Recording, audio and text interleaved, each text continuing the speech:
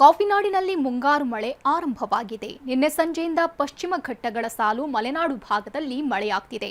ತುಂಗಾ ಮತ್ತು ಭದ್ರಾ ನದಿಯಲ್ಲಿ ನೀರಿನ ಹರಿವು ಏರಿಕೆಯಾಗಿದ್ರೆ ಬಿರುಗಾಳಿ ಮಳೆ ಆರ್ಭಟಕ್ಕೆ ಸಾಲು ಸಾಲು ಅವಾಂತರವಾಗಿದೆ.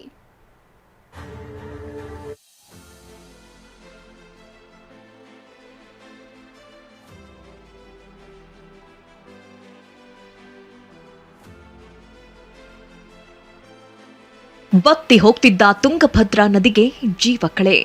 ಒಂದ್ ಕಡೆ ಮರ ಧರೆಗುರುಳಿದ್ರೆ ಮತ್ತೊಂದ್ ಕಡೆ ರಸ್ತೆಗೆ ವಿದ್ಯುತ್ ಕಂಬವೊಂದು ಅಡ್ಡಲಾಗಿ ಬಿದ್ದಿದೆ.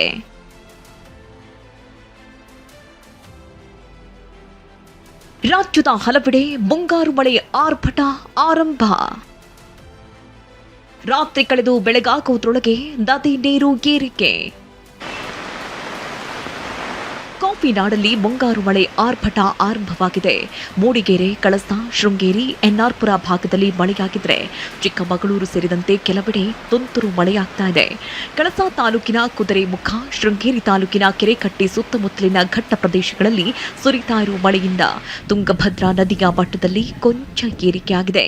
ಬಾಳೆಹೊನ್ನೂರು ಸಮೀಪದ ಭದ್ರಾ ನದಿ ತೀರದ ಸೇತುವೆ ಕೆಳಗೆ ಕಾಮಗಾರಿಗಾಗಿ ನಿಲ್ಲಿಸಿದ್ದ ಕ್ರೇನ್ ಮುಳುಗಡೆಯಾಗಿದೆ. ರಾತ್ರಿ ಕಳೆದು ಬೆಳಗಾಗೋದ್ರೊಳಗೆ ನದಿ ನೀರಿನ ಮಟ್ಟ ಏರಿಕೆಯಾಗಿದ್ದನ್ನ ಕಂಡ ಜನರು ಶಾಕ್ ಆಗಿದ್ದಾರೆ.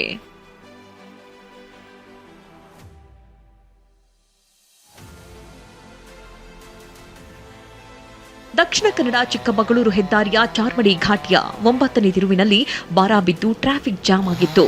ಕೊನೆಗೆ ಸವಾರರೇ ಮರ ತೆರವು ಮಾಡಿದ್ದಾರೆ. ಉತ್ತರ ಕನ್ನಡದಲ್ಲಿ July 2ರವರೆಗೆ orange alert. Uttara Kannada ಜಿಲ್ಲೆಯಲ್ಲಿ ಜುಲೈ 2ರವರೆಗೆ ಭಾರೀ ಮಳೆ ಮುನ್ಸೂಚನೆ ಇರುವ ಕಾರಣ ಆರೆಂಜ್ ಅಲರ್ಟ್ ಘೋಷಿಸಲಾಗಿದೆ.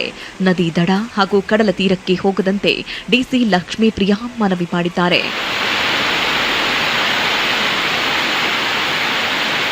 Bureau report, TV9.